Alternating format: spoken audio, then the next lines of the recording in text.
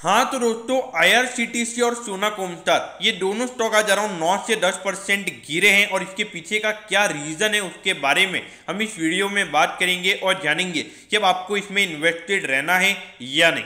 चलिए शुरू करते हैं। तो देखिए, सबसे पहला रीज़न है वो ये है कि ये जो कंपनीज है यानी कि आईआरसीटीसी और सोना कोमटार, इनके फंडामेंटल्स में कोई भी इशू नहीं है, लेकिन इशू ये है कि ये जो कंपनीज है जो आने वाले 4 से 5 साल में ये जो कंपनीज की प्रॉफिटेबिलिटी ये कंपनीज अचीव करेगी वो मार्केट आज ही डिस्काउंट कर रहा है। यानी कि आने वाले 4 से 5 साल में इनके जो शेयर का प्राइस होना चाहिए वो मार्केट आज ही हमें वो दिखा रहा है। तो इसीलिए हमें यहाँ पे थोड़ा कॉशियस रहना जरूरी है। देखिए, अगर हम आईआरसीटीसी की अगर हम बात करेंगे, देखिए जब स्प्लिट की न्यूज आई थी तो तब लगभग स्टॉक अराउंड 2400 या 2500 के लगभग ट्रेड हो रहा था।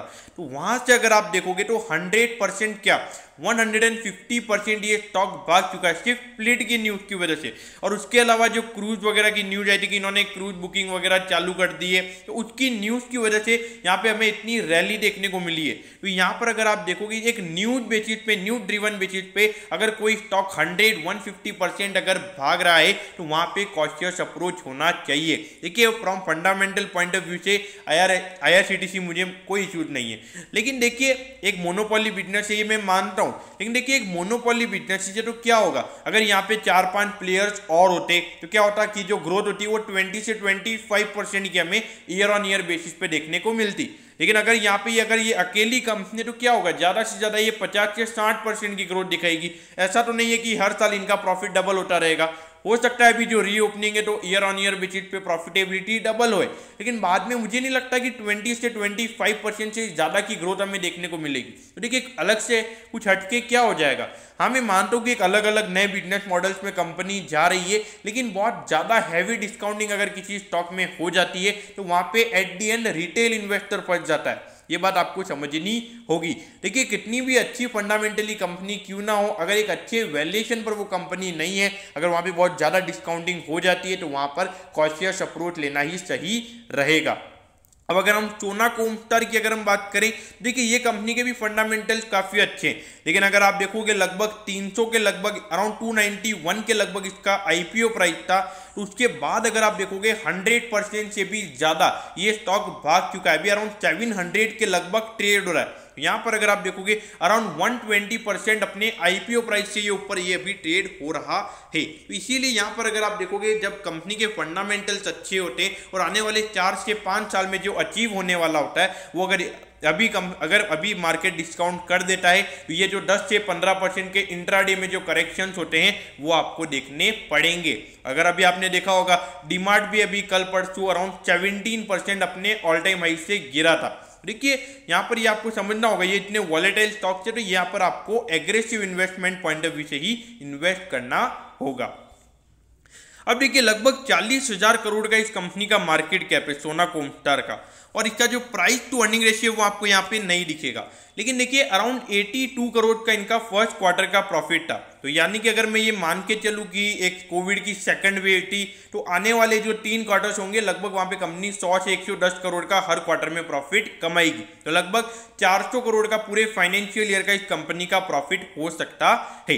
देखिए अगर 400 करोड़ का इस कंपनी का प्रॉफिट होता है तो वहाँ पे इस कंपनी का जो ईपीएस यानी कि जो प्राइस टू अर्निंग रेशियो निकल कर आएगा अराउंड 100 का निकल कर आएगा, क्योंकि वहाँ पे कंपनी का जो ईपीएस होगा वो 7 रुपीज होगा अगर कंपनी का 400 करोड़ का प्रॉफिट होता है। तो देखिए 100 का पी देखा जाए तो 100 के पी पे अगर कोई स्टॉक ट्रेड हो रहा है तो काफी प्रीमियम वैल्यूएशन यहाँ पे इस स्टॉक को मिल रहा है। लेकिन अगर हम अर्निंग पॉइंट ऑफ व्यू से भी अगर हम बात करें तो अर्निंग्स यहाँ पे लगातार कंपनी की बढ़ रही है। ऑल्दो पिछले साल कोविड की वजह से यहाँ पे अर्निंग कम हुई है, बाकी हर साल हमें यहाँ पे जो कंपनी की अर्निंग से बढ़ती हुई नजर आ रही है। लेकिन देखिए सोना कोमटार मुझे ऐसा लगता है कि जो इलेक्ट्रिक व्हीकल्स में 8 से 9% का ऑटो पार्ट में जो मार्केट शेयर है तो वहाँ पे ये कंपनी फिर भी हमें 30 से 35% की ईयर ऑन ईयर बेसिस पे ग्रोथ दिखा सकती है, ऐसा मुझे लगता है। देखिए आज 9% ये स्टॉक ऊपर था, 773 का इसका ऑल टाइम हाई है। तो देखा जाए तो आज ही ऑलमोस्ट ये स्टॉक गिरा है। मेरे ख्याल से कभी 800 रुपये के लगभग गया था, क्योंकि मेरे टीम मेंबर ने यहाँ पे एक दिन का ही चार्ट लगाया है। देखिए फंडामेंटल पॉइंट ऑफ व्यू से यहाँ पे कोई भी इश्यूज नहीं है। अगर यहाँ पे और करेक्शन देखने को मिलता है तो मेरे ख्याल से अगर इन्वेस्टमेंट अगर आपने नहीं किया हुआ है तो आप इन्वेस्ट कर सकते हैं, लेकिन आप एक एग्रेसिव इन्वेस्टर होने चाहिए। ये जो 9% का करेक्शन देखने को मिला है तो इनसे आपको आदत लगानी पड़ेगी, क्योंकि ये एक वॉलेटाइल स्टॉक्स हो चुके हैं, ये बात आपको समझनी होगी। अब अगर IRCTC की अगर हम बात करें तो आज ही इन्होंने 1 लाख करोड़ का इनका मार्केट कैप पूरा कंप्लीट हुआ था और दिन के एंड तक ये 87,000 करोड़ का इस कंपनी का मार्केट कैप हुआ है। देखिए 293 के पी पे ये अभी IRCTC हमें ट्रेड होता हुआ नजर आ रहा है। मैं मानता हूँ पिछले 4 क्वार्टर्स के बेसिस पे ये पी कैलकुलेटेड है, इसमें अप्रैल से जून वाले क्वार्टर्स जो है तो वहाँ पे ज़्यादा रेवेन्यू देखने को नहीं मिला था, तो अगर हम उसको हटा दें तो भी लगभग 250 के पी पे ये स्टॉक अभी हमें ट्रेड होता हुआ नजर आ रहा है। अभी अच्छी खासी रीओपनिंग वगैरह होगी, मैं मानता हूँ अर्निंग्स वगैरह होंगी, तो भी लगभग 200 के पी पे ये स्टॉक ट्रेड हो रहा है। देखिए काफी प्रीमियम वैल्यूएशन, मैं तो कहूंगा ओवर वैल्यूएशन पे ये स्टॉक हमें ट्रेड होता हुआ नजर आ रहा है। अब अगर आप देखोगे अर्निंग पॉइंट ऑफ व्यू से भी अगर आप देखोगे तो कुछ यहाँ पे कुछ प्रॉफिटेबिलिटी डबल नहीं हो रही है। ये देखिए अगर आप यहाँ पे देखोगे तो रेवेन्यू ग्रोथ अराउंड 25% का रहा है, उसके बाद भी इतना ज्यादा रेवेन्यू ग्रोथ देखने को नहीं मिला है। प्रॉफिटेबिलिटी पॉइंट ऑफ व्यू से अगर आप देखोगे तो ऐसा नहीं कि प्रॉफिटेबिलिटी हर साल डबल हो रही है, 30 से 40% की ग्रोथ देखने को मिल रही है, लेकिन उससे ज़्यादा यहाँ पे हमें ग्रोथ देखने को नहीं मिल रही है। 2021 वाला कोविड वाला ईयर था, लेकिन अभी प्री कोविड लेवल पे भी कंपनी आ पाती है या नहीं ये देखना हमें देखना रहेगा। अब देखिए 5454 पे ये स्टॉक अभी ट्रेड हो रहा है और लगभग 6400 के लगभग ये स्टॉक आज गया था। वहां से अगर आप देखोगे तो लगभग 15% का करेक्शन हमने यहाँ पे इंट्राडे में देख लिया, क्योंकि आज ही लगभग 6400 का इसने अपना ऑल टाइम हाई बनाया है। तो देखिए IRCTC की अगर हम बात करें फंडामेंटल्स अच्छे हैं, लेकिन मुझे वैल्यूएशन के कंसर्न यहाँ पे नजर आते हैं। और इनका जो शेयर होल्डिंग पैटर्न है वहां पे मैंने देखा है कि रिटेल इन्वेस्टर्स का होल्डिंग बढ़ रहा है और फॉरेन इन्वेस्टर्स और म्यूचुअल फंड का होल्डिंग हमें यहाँ पे कम होता हुआ नजर आ रहा है।